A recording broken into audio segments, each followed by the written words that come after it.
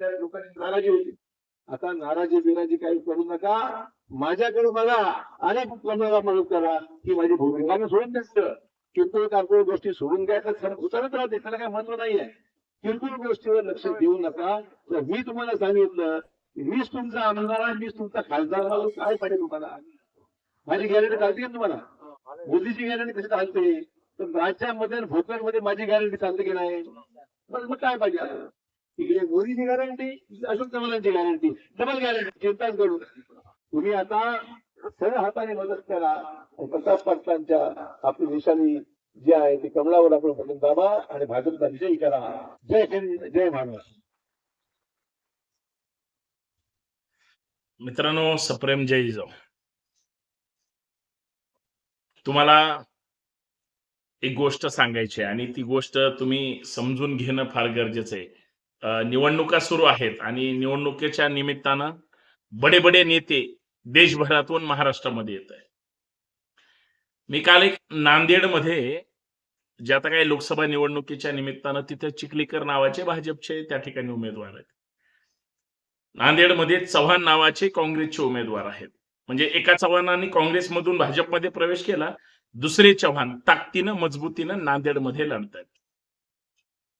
Sambhaji brigade सुद्धा महाविकास आघाडीमध्ये त्या ठिकाणी ताकदीनं प्रचार प्रसार त्या ठिकाणी करतायत. प्रचारामध्ये नांदेडची संभाजी ब्रिगेडची टीम जोरात त्या ठिकाणी प्रचाराच्या धुरा सांभाळतायत आणि तसे आदेश संभाजी ब्रिगेडचे प्रदेशाध्यक्ष मनोज आखरे साहेबांनी सुद्धा दिलेत.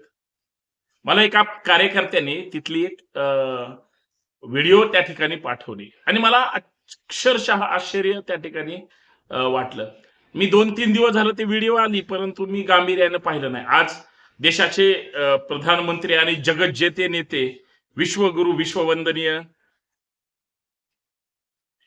आता हिंदू हृदय सम्राट म्हणू का, हा देश हिंदू राष्ट्र करण्याची भूमिका आणि ज्यांनी विडा उचललाय ते नेता श्रेष्ठ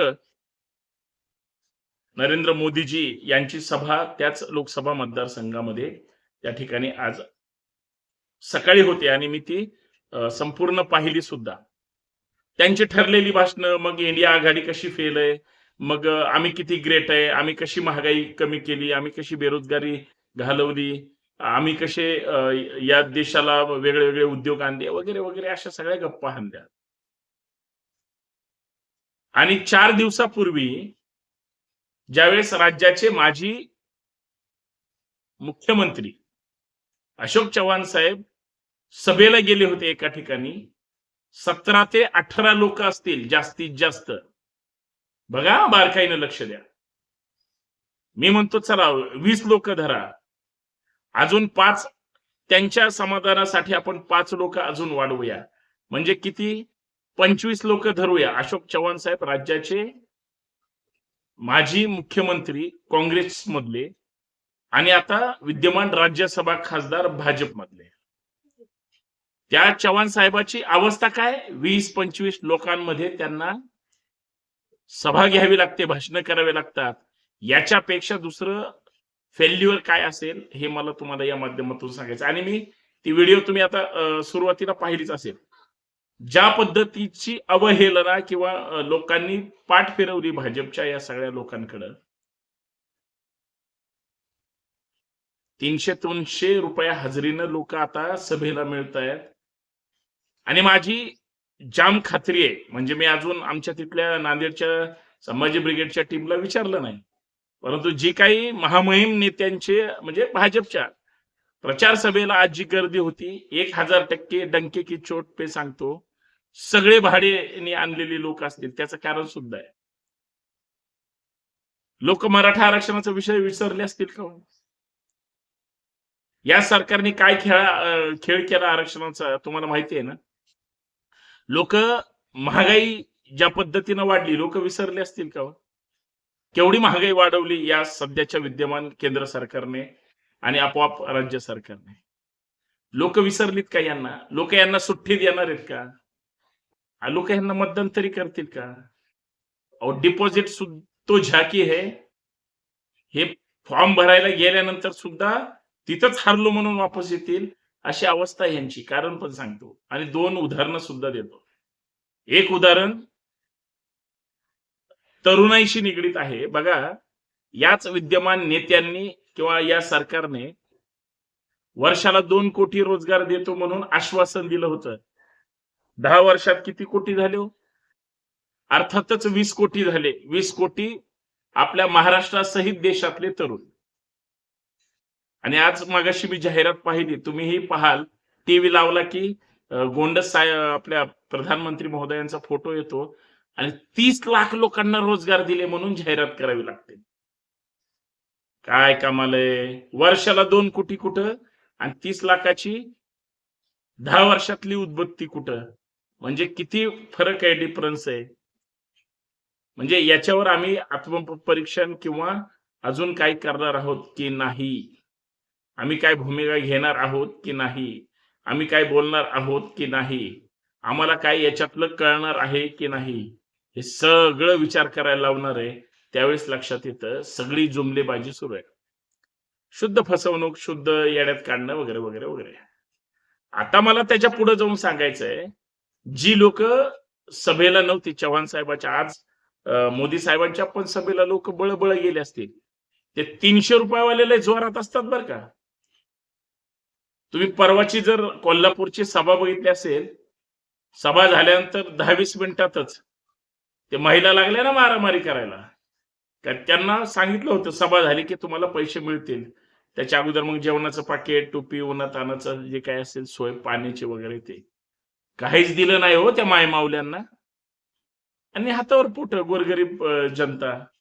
आणि इकडं भूषण भारता की बघा आमच्याकडे किती गर्दी आहे, आमच्याकडे किती लोक आहेत, आमचं कसलं जोरात चालल्यात सभा. या गोष्टीला काय म्हणतात माझ्या भाषेत कि भाड़े के बुलडोजर पे बैठे किराए के टट्टू, पैसा मिला ना तो फिर अब दम है तो बड़ा आगे, लेकिन देख सामने वो कैसा कर रहा है वैसे ही तुझे करना पड़ेगा और जीत हासिल करनी पड़ेगी. पण इथं उलटच होते, प्रॉब्लेमच होते. जीत तो छोड़ दो, लढणे का टाइम भी नहीं है, अशी परिस्थिती या लोकांकडे आहे. सगळे आयात आहेत, सगळे बाहेरून आहेत. उलट आहे त्या सत्ताधारी पक्षातल्या निष्ठावंतांना काहीच मिळत नाही. ते नुसतं म्हणतात सत्तेत आलं पाहिजे ना, आपण आलो ना बास, माणूस कोणी पण असू द्या. आणि मग परत मला आज त्या मोदी साहेबांच्या चेहऱ्यामध्ये फक्त चव्हाण साहेबांचा चेहरा आठवत होता की ज्या काँग्रेसनी भरलेलं ताट ह्यांना वारंवार दिलं. घरात एका व्यक्तीला एकदा मुख्यमंत्री, स्वतः दोनदा म्हणजे मुख्यमंत्री, म्हणजे सीएम तुमच्या हातात पद असताना सुद्धा तुम्ही एवढं कोत्यापणाने किंवा वेगळ्यापणाने तुम्ही जर काँग्रेसला सोडून चिठ्ठी देऊन भ्रष्टाचार लपवण्यासाठी आणि सुरक्षित राहण्यासाठी एकदा तुम्ही सत्ताधारी पक्षासोबत, भाजपसोबत आलात की तुमच्या सगळ्या चौकशा, भ्रष्टाचार वगैरे सगळा माफ केला जातो. अशा लोकांची पार्टी आता पार्टी विथ डिफरन्स. म्हणजे भ्रष्टाचार कशासोबत खाल्ला पाहिजे हे फक्त भाजपवाल्यांना विचार. मग आता प्रश्न पडतो, या लोकांची अशा पद्धतीची अवस्था असेल आणि ठणकावून सगळे सांगतात बरं का. कुणालाही फोन करा तुम्ही नांदेडमध्ये जर तुमच्या कोणी ओळखीचे मित्र मैत्रिणी असतील तर त्यांना फोन करा, ते 100% सरळ सांगतात. काय ते सरळ सांगतात की इथं 400 पार तर सोडा, हे 200च्याच आतमध्ये थांबणार आहेत आणि महाविकास आघाडीचा उमेदवार सक्षमपणे निवडून येणार आहे, कुणीही असू द्या. मग ती नांदेडलाही तीच परिस्थिती असेल, धाराशिवला तीच परिस्थिती असेल, लातूरला तीच परिस्थिती असेल, इथं नगरला तीच परिस्थिती असेल, शेजारी नगरमध्येच शिर्डीला तीच परिस्थिती असेल, पुण्यात शिरूरला किंवा इकडं मावळला, बारामतीला सुद्धा महाविकास आघाडीचे सगळे उमेदवार निवडून येणार आहेत. पण ह्यांची जागा मात्र एकदम अशी डलहौशी सारखी झाली. हे मला तुम्हाला सांगायचं होतं माझ्या भाषेमध्ये. हा फार विचार करण्यासारखा प्रकार आहे. ज्यांचा महामहिम नेताच ऊन वाऱ्या पावसामध्ये हेलिकॉप्टर, विमानाने फिरतोय, इकडे नेते कार्यकर्ते उमेदवारी मिळती का नाही ह्या अपेक्षेने फिरकायला सुद्धा नेत्याकडे तयार नाहीत. हे शुद्ध वास्तव आहे आणि मला हे मांडावंसं तुमच्या समोर वाटलं. मी बोलतोय ते खरं आहे की खोट आहे हे मला सांगा. धन्यवाद. जय जाऊ जय शिवराय. आणि आवडलं तर जास्तीत जास्त शेअर करा. सत्य की जय हो.